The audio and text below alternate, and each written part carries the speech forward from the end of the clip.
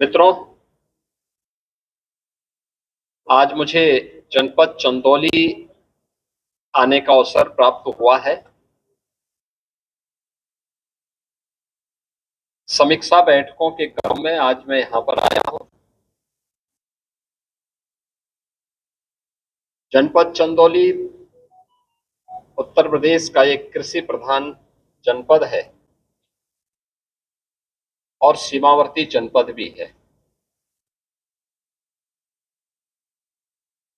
जनपद के विकास के लिए डबल इंजन की सरकार ने ढेर सारे कार्यक्रम पहले से ही आगे बढ़ाए हैं। इसमें आदरणीय प्रधानमंत्री जी के विजन के अनुरूप वाराणसी का रिंग रोड चंदौली होते हुए एक विकास की धुरी बन रही है। बाबा कीनाराम जी की स्मृति में बना हुआ यहाँ का मेडिकल कॉलेज गत वर्ष संचालित हो चुका है और सफलतापूर्वक वह कार्य कर रहा है। जनपद के विकास के लिए माननीय जनप्रतिनिधियों ने जितने भी अन्य प्रस्ताव दिए थे, इन्हें हमें तेजी के साथ आगे हम लोगों ने बढ़ाया है। वर्षों से जो मांग थी जनपद चंदौली की, यहाँ का जिला जनपद कोर्ट के निर्माण के लिए हम लोगों ने यहाँ पे 200 करोड़ रुपए से अधिक की लागत का एक इंटीग्रेटेड कोर्ट कॉम्प्लेक्स हम दे रहे हैं, जिसमें जिला कोर्ट, जिला स्तरीय कोर्ट जितने होंगे सब तो उसमें बनेंगे ही एक छत के नीचे। अधिवक्ताओं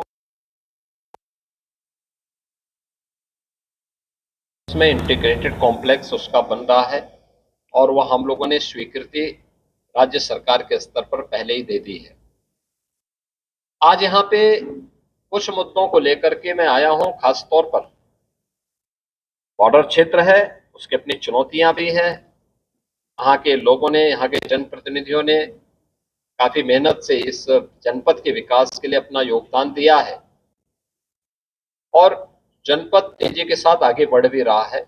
और उसके लिए खासतौर पर हम लोगों ने 2-3 चीजों को आगे बढ़ाने का कार्य प्रारंभ किया है। एक, पूर्वांचल एक्सप्रेस वे को, जो लखनऊ से गाजीपुर तक पहले ही आ चुका है, लोग उसका लाभ ले रहे हैं। चंदौली होते हुए सोनभद्र शक्तिनगर तक पहुंचाने की कार्रवाई, और इसको हम लोगों ने अपनी सैद्धांतिक सहमति दी है। उसके सर्वे के कार्यक्रम अभी चल रहे हैं और बाद में फिर इस कार्यक्रम को हम लोग आगे बढ़ाएंगे। चंदौली की सीधी कनेक्टिविटी प्रदेश की राजधानी लखनऊ से और देश की राजधानी दिल्ली से इस एक्सप्रेसवे के माध्यम से होगी। दूसरा, चंदौली को दूसरा लाभ मिलेगा गंगा एक्सप्रेसवे का।